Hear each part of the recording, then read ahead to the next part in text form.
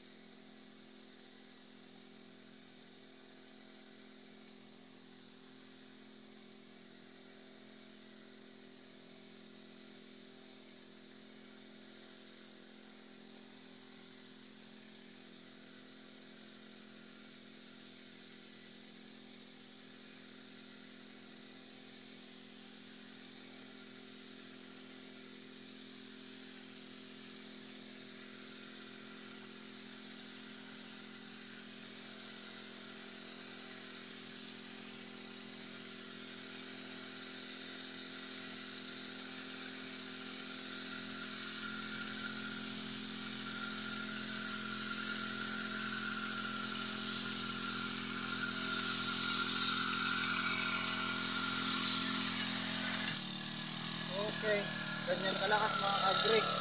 Itong kuwan, kaya mag-invest kayo ng power sprayer para makatipid kayo. Kasi yung load nito, balikwan lang yung load natin dito. 7 loads lang, ito 14,000 square meter. Kaya nyo tapusin yung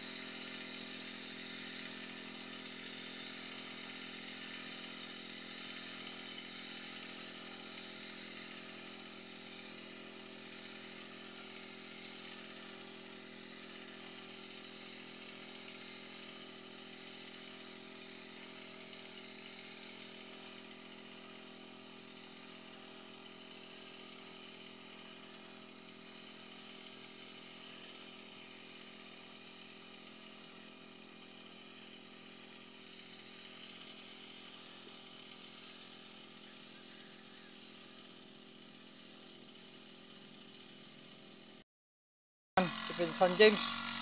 Last na dito na sa kuwan natin. Nakahiwalay na pinita, kaya makikita nyo. Yan yung nakahiwalay. Ayan. Sakto atan, okay atan.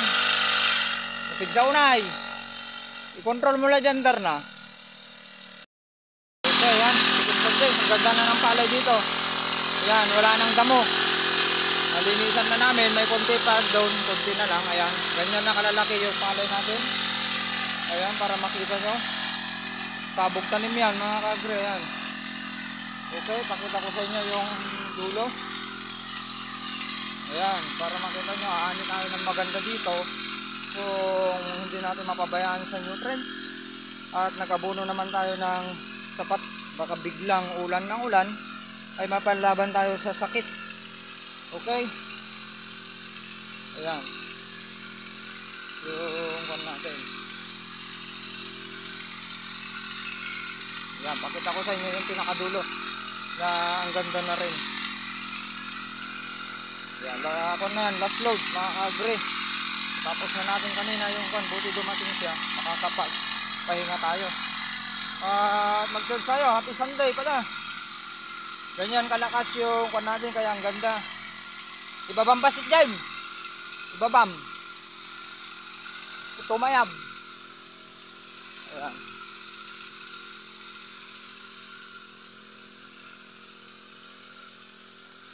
Oh, ito rin yung palay natin dito sa dulo. Ayan. Napakaganda na. Yung problema lang natin dito, kasi nga dito yung binabagsakan natin ng tubig. Meron tayong ibon dyan, yung mangubog. At papa, yung wild duck, kaya gagawa tayo ng paraan para mawala sila. Bali, hintayin lang natin mawala yung tubig para lalayas yung ibon. Ganun yung diskarte dyan, mga kagri. Yan, panoorin nyo. Pamahanda, nagpusko na nagpuskol. Ang sao makadanon di dulaw, partakang basait, may bibusay. Ang makadanon di dulaw. Or minor mo basait.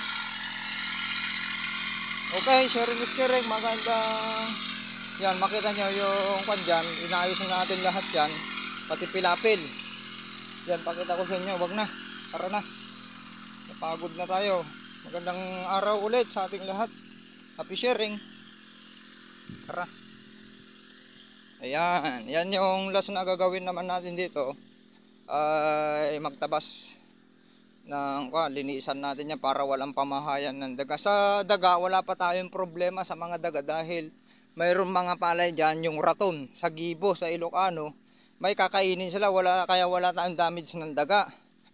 Tapos ibon, wala pa naman, ibong maya lang ang poproblemahin natin. Pag nag-araro na, lahat ng mga katabi natin, natumba na yung mga palay, raton, ay doon na tayo magkakaproblema. Pero may diskarte pa rin tayo dyan.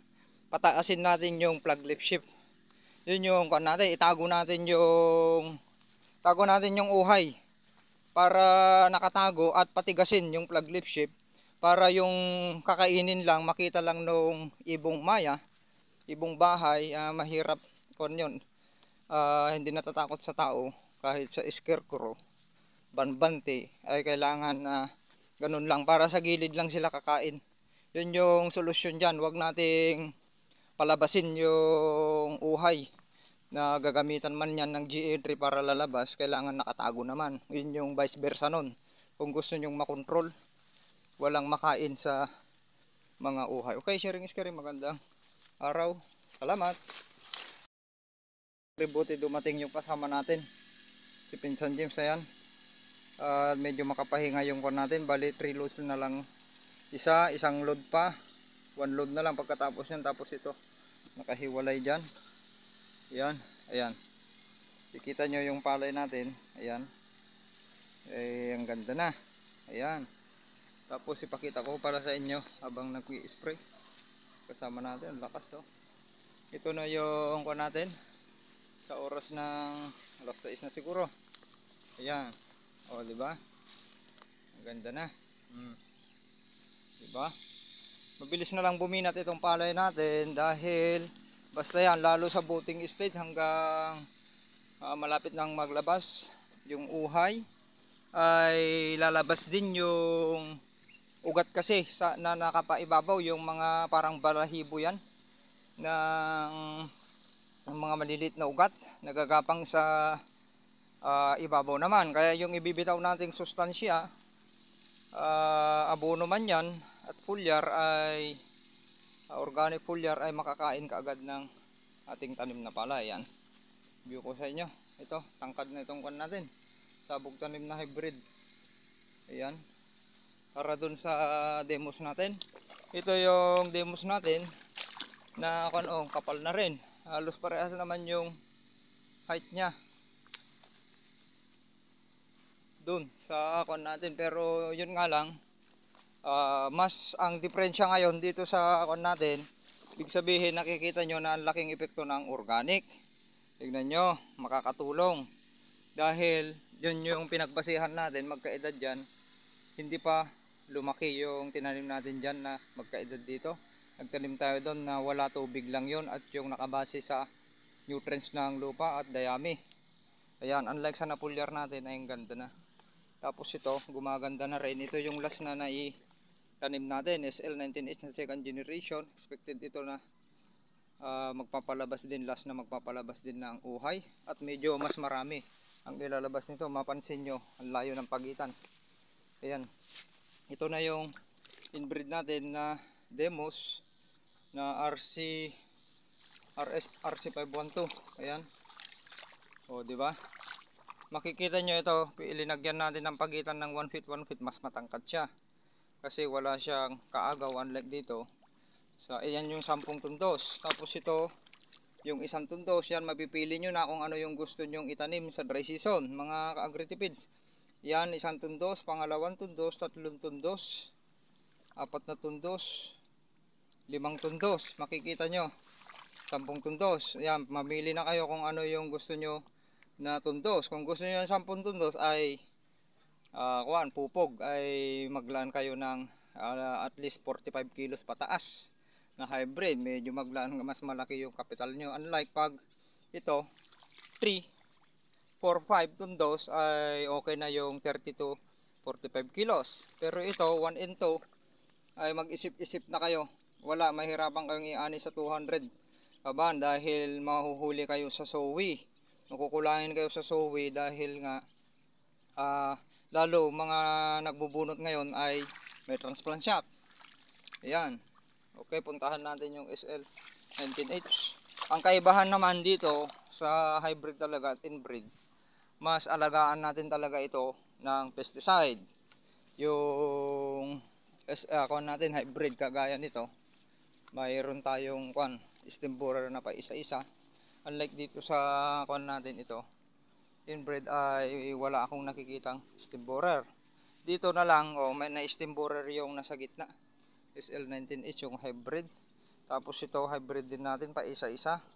Natundos, ayan na siya. Kumapal na, pero mapansin nyo dito yung makapal na stem borer. Ayan, pakita ko sa inyo para mapagkumpara nyo. Kaya ang hybrid ay talagang mabango sa panlasa ng peste. Ganun naman si inbred, yung mga inbred, yung mga mababangong inbred ay expected yun na gustong gusto rin ng mga peste. Ayun, na stem borer. Ito, may mga na stem borer dito. Ayan, yan, red heart. Ayan. Ayan yung sa hybrid. Okay, halag doon sa inbred ay mas ayawan ng peste. Okay, sharing is caring. Magandang araw sa ating lahat. Bye bye. Huwag kalimutang mag-subscribe sa ating YouTube channel Agritipid PH para palagi kayong updated at masundan nyo yung ating ginagawa para makaani kayo. Target yield natin sa dry season 200 to 300 per hectares. Maraming salamat mga ka-agritipids. Ang araw ngayon ay October 15, 2023 sa oras ng 5:30 na. May natitira pa tayong 3 loads at naisipan ko i-share ulit sa inyo yung natin. Mag-i-spray tayo ng bio-pesticide para walang istorbo dahil nakapag-top-dress tayo kahapon ng 17070. May natitira pang 2 pinitak, mahigit 2,000 hindi natin naabunuhan dahil kulang yung tubig, mahina yung tubig irrigation na hindi natin kayang pakyatan. Kaya yung hinihintay natin doon yung ulan, tubig ulan, bago tayo mag-abuno. Ito yung ginagamit natin na binili natin sa online. Ayan, BNSD. Yan, biopesticide ng Japan Technology. Ayan, ang rate natin ulit ay ito. Pakita ko sa inyo, 100. I-shake nyo muna ang paggamit. Lahat, fungicide man yan, insecticide man yan, mga chemicals, biopesticide, organic man yan, i-shake natin. Tapos malamig kasi ito, parang may nitrogen yung kwan niya. Ayan, 100 ito yung takal niyan. Ayan, nakikita nyo ba? Ayan, isang takal 100 yan sa isang load. Ayan, takpan natin kaagad kasi parang may sisingaw na kon. Tapos lagay tayo kaagad ng tubig. Kuhan pa rin natin sagatan. Yan, para hindi mabarahan yung nozzle natin, para walang istorbo. Okay, tapos yan ang ilalagay natin. Ito, dishwashing liquid. Bumili kayo sa online, mura lang, nasa 100 plus lang yung kit nito. Makakagawa na kayo ng 16 liter. Ito, kasi ito mayroon siyang sticker na kasama yan, yung dishwashing liquid. Naglagay tayo ng 200. Hindi na natin tinipid para mas sure. Ayan, dalawang takal, 200 yan. Ayan, ml. Ayan yung kon natin. Ayan, para hindi kayo mapapagkasubo, huwag kayong bumili ng branded kasi mahal. Bumili kayo sa online, magiging 16 liters na yun. Meron pa kayong panghugas, pang content sa mga alaman nyo. Ayan, okay. Maganda yan, pang sticker, may benepisyo rin sa halaman kahit sa mga tanim. Okay, ganyan lang. Ikakat muna natin para mabilis. Para hindi ma-full memory at samahan nyo ako, tignan nyo kung paano tayo ulit mag-spray sa ika 49. Ayan, kahapon nagtapos tayo ay PI na, particle initiation. Trinay natin na exact particle initiation yung pagbitaw natin kasi hindi pa naman siya nanilaw noong pagtanghalin tapat. Okay, push muna natin scaring at ipupunta natin dun. Tapos pag napuno na, haluin yung mabuti. May panghalo pa rin tayo para maganda yung distribution, para talagang totally maubos yung gusto nating patayin. Ayan, bakit tayo nag-spray? For prevention sa stem borer. Patayin na natin yung nasolusyonan na natin yung black bag. Ubos na dito sa ginamit natin dito. Ngayon naman yung stem borer, lalo hindi kulang tayo sa tubig. Mas kaya magbibigay tayo ng biopesticide dahil baka makapurma yung stem borer. Lalo at mag-isa lang tayo na nagpalusot. Expected na yan pag mag-isa kayo, hindi kayo nakisabay, sabayang pagtatanim, synchronous planting ay for prevention talaga.